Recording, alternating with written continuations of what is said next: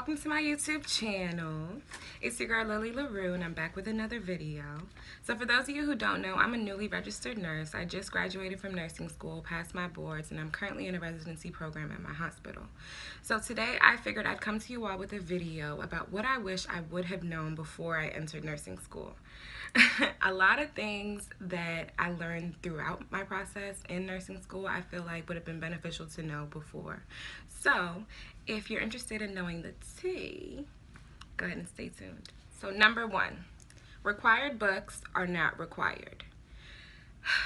In my nursing school, they stressed it so much that every book that they put on their required list you had to get in the beginning of first semester so that you wouldn't be behind and that you'd be able to keep up with the readings and all that type of stuff.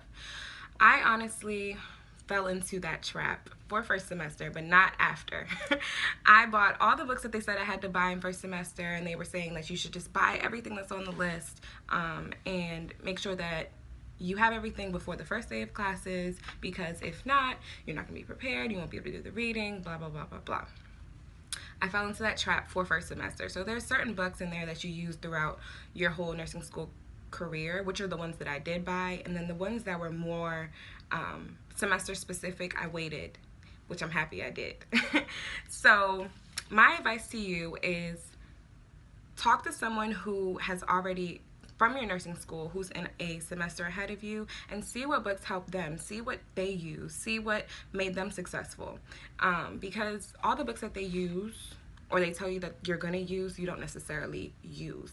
A lot of the books that they require or they recommend are not readable. A lot of the books, they have a lot of extra fluff and information. They don't get down to the nitty-gritty. I need my books to tell me exactly what I need to know to be able to understand whatever it is that I'm learning. And a lot of the books that they've recommended didn't do that for me. So my advice to you is to talk to somebody who has already passed that semester and see what you'll really need to be successful before you go out and spend all this money. Because every coin is essential in nursing school. You'll see what I mean.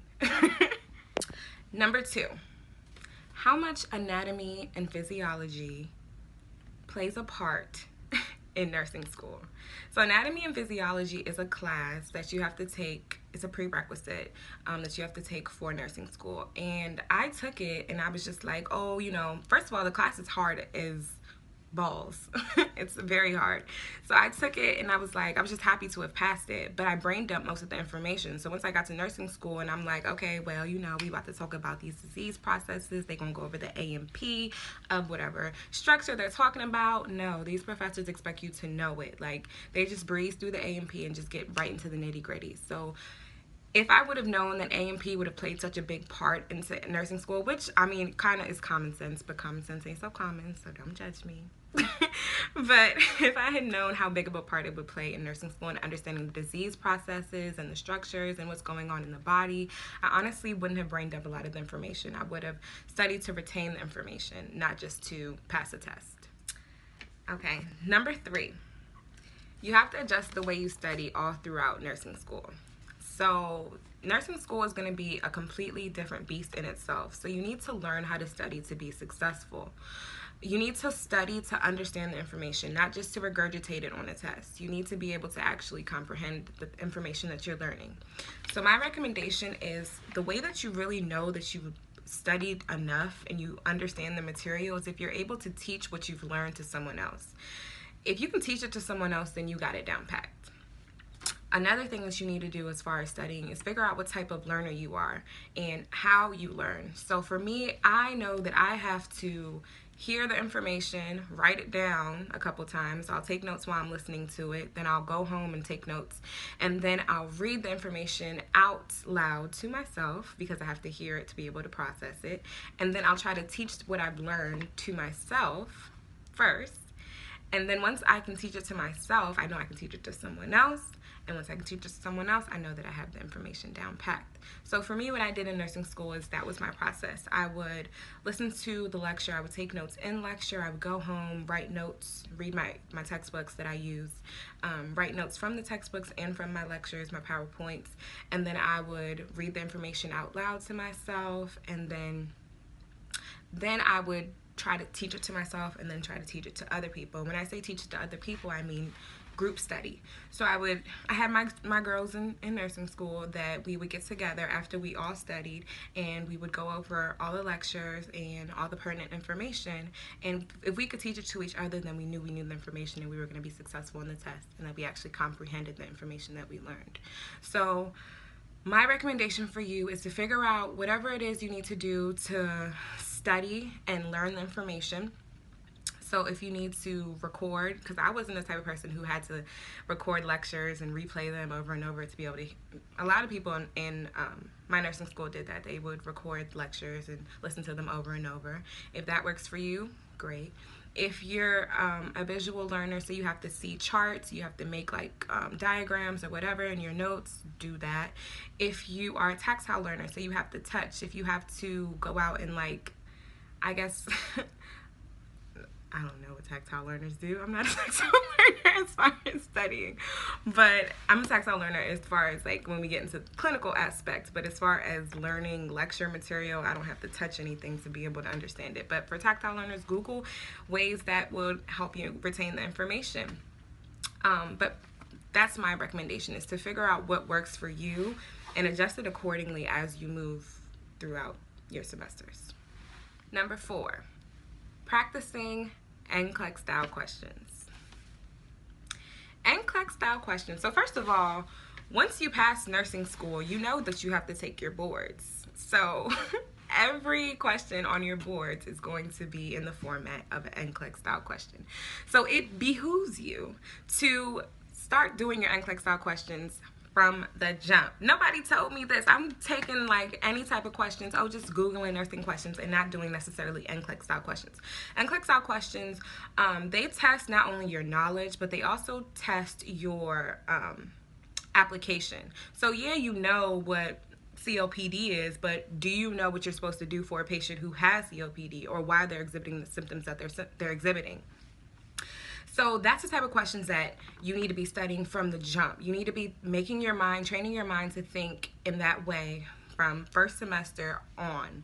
So you should be doing at least 20 questions a week initially, and then build them up as you move throughout. It's going to help you on your test. It's going to help you understand the lecture information, and it's also going to help you be prepared for NCLEX, because you gotta take it. You can pass nursing school, but you gotta take your boards to be a nurse. So you might as well start practicing from the jump. Number 5, how important skills labs are. Skills labs are everything. I'm trying to tell you, listen to me now. They're everything. They provide a safe environment for you to learn your skills and get them down packed before you get competencied on them, because in nursing school you will be competencied on every skill before you get into the clinical setting, because they want to make sure you know what you're doing before you are actually working with real patients. But it also builds your confidence before you have to go into the clinical setting and work with real patients, because you're just learning. So you want to make sure that you're confident in what you're doing and you know what you're doing. Go to skills labs. They have all the tools for you to be successful in the clinical setting and for you to get your skills down. It's no excuse as to why you're not going. Like, I went to a lot of them, but I honestly wish I think I could have gone to more. I never was sent back to skills lab, because sometimes when you get into the clinical setting, if your professor feels like you're not really performing how you should, or you don't really know what you're doing, they will send you back to skills lab. So I never was sent back, but I just feel like I would have been more confident in what I was doing and not second guessing myself as much had I gone to more skills labs. So skills labs, skills labs, skills labs. Practice, practice, practice. Like, if you're not practicing, what are you doing? What are you doing, sis? Last but not least, get a job in healthcare while you're in nursing school. I honestly feel like this is like something that everyone should be told before they get into nursing school, or while they're in nursing school, is to try and get a job in healthcare. It's so invaluable to your practice once you graduate and you actually have to get into the clinical setting. So it doesn't matter how you get into healthcare, just do it. Whether you're an MA, a GNA, a CNA, a tech, a companion, whatever. Just do whatever you can to get some experience in healthcare before you graduate. For me, I was a tech at the hospital that I currently work in, And a lot of the skills that I acquired being a tech, I didn't learn in nursing school. So I learned how to do phlebotomy, I learned how to insert IVs, I learned how to do EKGs, I learned how to do basic positioning of patients, which is something that you would think as a nurse you should be taught in nursing school. But honey, let me tell you, they'll tell you what you need to know as far as book stuff, but as far as when you get into the actual clinical setting, that's not really taught. So if you can get that experience, I honestly recommend that you do. Now, I'm not saying go out and try to get yourself a full-time job while you're in nursing school, because nursing school is a full-time job in itself. But I do recommend trying to do something part-time or working on holidays or breaks if you can. For me, I worked once every 2 weeks and on holidays and breaks, and that's what worked for me. I was able to get all my work done, and I was able to coordinate my work schedule with my school schedule.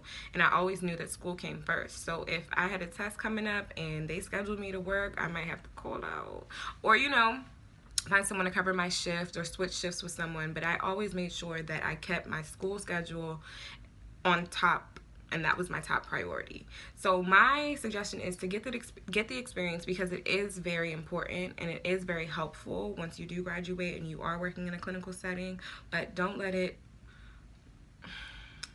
make it seem like it's more of a priority than nursing school, because nursing school is something that you only want to do once. You want to get through it the first time, and it's not something that you want to keep going back and doing, because it's very stressful. It's a lot to put on yourself. So my recommendation is to try to get some type of experience in healthcare. Even as a companion, you'll still have time to study, because you're really just watching the patient and you're sitting with them. So that's honestly the ideal one, but something that you'll actually build skills upon. Like if you want to work in a hospital setting, being a tech is very helpful. If you want to work in a long-term care facility, being a GNA would be helpful, or a CNA.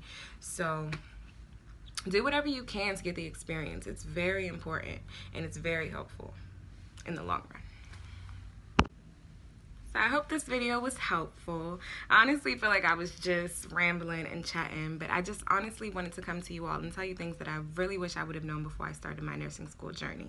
Things I wish people would have told me, like nursing school is hella expensive, try to save coins everywhere you can. Just little things like that would have made all the difference. I tried to drop a couple jewels, a couple gems. Hope they help. Don't forget to comment, like, and subscribe down below, and I will see you on my next video.